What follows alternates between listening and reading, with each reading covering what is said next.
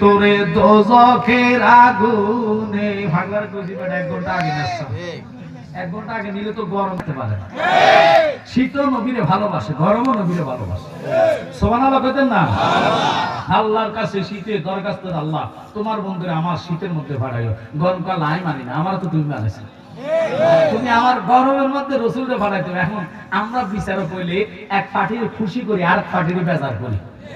আমরা কি দুটো পার্টিকে খুশি করা সম্ভব? কিন্তু আমার আল্লাহ এমন মালিক, আল্লাহ শীতেরও খুশি করে না, গরমরও বেজার করে না। তিনি শীতেরও খুশি রাখলেন, গরমরও বেজার রাখলেন না। আল্লাহ নবীর পাঠাইছে বসন্তকালে।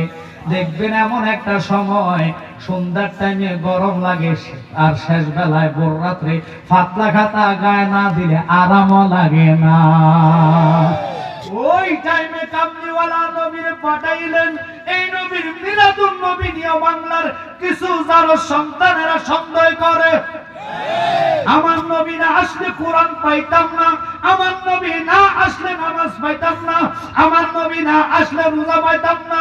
ওরে কার উসিলায় পয়দা হইলাম, যার উসিলায় পয়দা হইলাম, তারে কেন ছিলা না?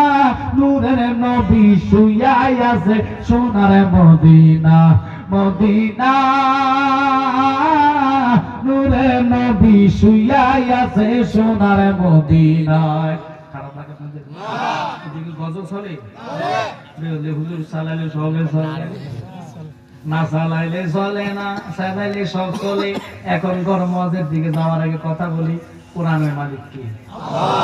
এই কোরআন 30 পারা আমাদের কুমিল্লাতে, আপনাকে কিশোরগঞ্জ কত পারা? বলে ওয়াজ করতে সমস্যা না, আমগো কোরআন শরীফ 114 সূরা, আপনাকে কত পারা? তাহলে তো ওয়াজ করতে সমস্যা নাই। আমগো কোরআন কুমিল্লাটার মধ্যে এটা 4 ভাগে ভাগ। শরীয়তে মুহাম্মদী 500 আয়াত, তরিকতে মুহাম্মদী 1900 আয়াত, হাকিকতে মুহাম্মদী 2100 আয়াত, মারফতে মুহাম্মদী 2166। টোটাল কোরআন সংবিধান 6666। আমগো কয়টা? তাহলে তুমি লেগেছে ওয়াজ করতে সমস্যা নাই। এখন আসেন গভীর ভাবে খেয়াল করবেন। মধ্য উলু খোলা যুব সমাজের উদ্যোগের মাহফিল, কবরবাসীর রূহের মাগফিরাত কামনায় যতগুলা আলেম ওলামা আশেপাশে আছেন, মাইকের সাউন্ড যতটুকু যাবে গভীর ভাবে খেয়াল করবেন। সাধারণ জনতা কোরআন হাদিস বুঝবে না, বুঝবে কারা? যারা আলেম।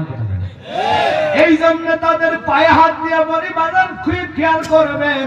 আমি জালালি চলে যাইমু, কালকে সকালে চা দোকানে সমালোচনা করবেন। জালালি কিটা কইছে বুঝি নাই, তাহলে মুনাফিকের দরজায় চলে যাইবেন। নসত আমি যদি ভুল করে আমার ভুলটারে সংশোধন করে দেন, আর যদি মনে করেন জালালি সঠিক বলছে, তাহলে গ্রহণ করেন। ঈমান আকীদা